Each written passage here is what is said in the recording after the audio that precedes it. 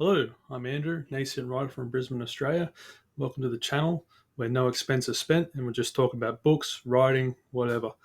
So today, continuing the brutal journey of the Black Company with Shadows Linger. And yeah, it just picks up.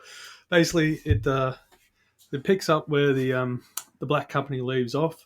And yeah, I've fallen in love with this world. It is gritty, brutal, but yeah, Glen Cook, his prose are really, I don't know how to, like, his writing abilities. He creates vivid and immersive worlds with just a very few well chosen words, and it's economical, but it does paint a bleak picture of the world where survival is a daily struggle. But now for Shadows Linger, it picks up where the Black Company left off, but it shifts focus to new characters and new stories. So, but as the last one, like I was saying, the prose is on point and unflinching as ever, and he superbly captures that grittiness of an atmosphere of this world.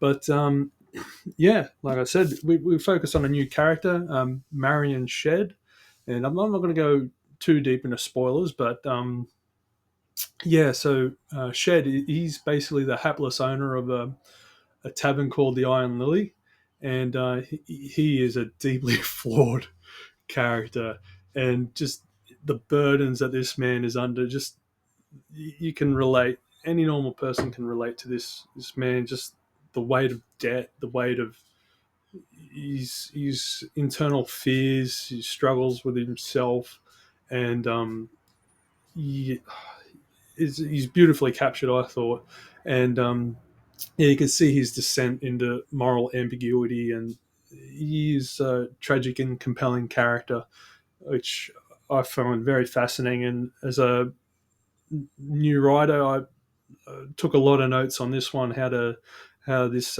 character's arc, um, yeah, and his journey, and it's a masterclass, I thought.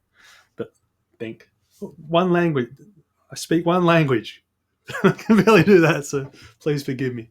But anyway, if there was a point, I'll get to it.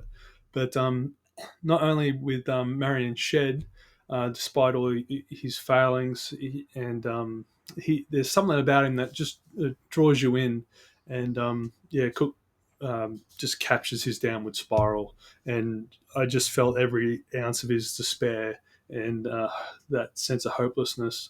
But like I said, I'm not going to spoil the whole book, so yeah, I'd check it out. But and yeah, and as well as Shed, we're also joined by a member of the Black Company, Raven, who's hiding in the city of Juniper with Marion and Shed, and it brings more of the character of Raven out, and we see Raven through the eyes of Marion Shed, and his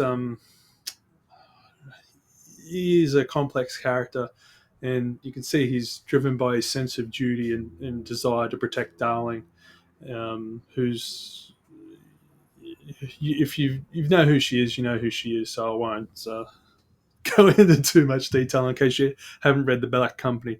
And if you haven't read the Black Company and watching this, then go back and read the Black Company. Um, yeah, I recommend it. I'm quite enjoying this one. But but anyway, Raven's interactions with Shed and the other characters just add that layer of intrigue and tension to this story, and with and best way to describe it, the Raven's presence in Juniper sets off a chain of events which has a far-reaching consequences for everyone involved, and not just the people of Juniper, but the Black Company and the lady and everyone in that world. So, but yeah, I don't know what else to say about this one. It explores the themes of like loyalty and betrayal and it really, Cook does a great job of blurring the lines between good and evil, or I like to think evil and less evil, and where do you stand? Like when the time comes, what do you do as like a single person in this vast world that's just you're just in the meat grinder, basically, and what level of evil do you choose? And it's not all doom and gloom. Not saying that, but yeah, I highly recommend it. I can't say enough good things about this, but yeah, like I said, like Cook's created this world. It is gritty and unrelenting, but it is at the end of the day, I think there is hope and like certain characters that look for the light in the darkness, and in the real world, that's what anyone can really do, to be honest. But anyway, that's all I can say about the Shadows Linger. I recommend it. I've fallen in love with this journey. I'm delving deeper into the. So I've read all the books of the North, and I'm currently going into the books of the South. So yeah. So next week I'll talk about the White Rose, and yeah, and I'm continuing my reading journey into the books of the South. So that's it for the Black Company. So for those that stick around, I'll probably just give a bit of a little update of my writing journey. So at the moment, I'm releasing chapters weekly on Royal Road. I've released another one, averaging about 30 views per chapter, which is 30 more than I expected. So it's a lot of fun. Now, what I'm writing at the moment is not a grim dark fantasy. It's more of a light-hearted, make fun of the tropes. I'm just stretching my writing muscles, and trying to keep a consistent regime with my writing to try and improve, and trying to learn from the best. And like for me, like Stephen Erickson, Glen Cook, and a whole lot of others, they're the best, and that's the pinnacle of what I'm trying to achieve. And it's a big mountain, but I got to start climbing somewhere. So yeah, I'm just grinding away on my little novella, and I'm having a lot of fun doing that.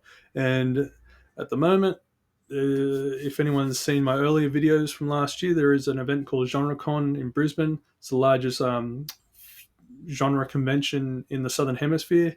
It's always hosted in my home city of Brisbane, and last year I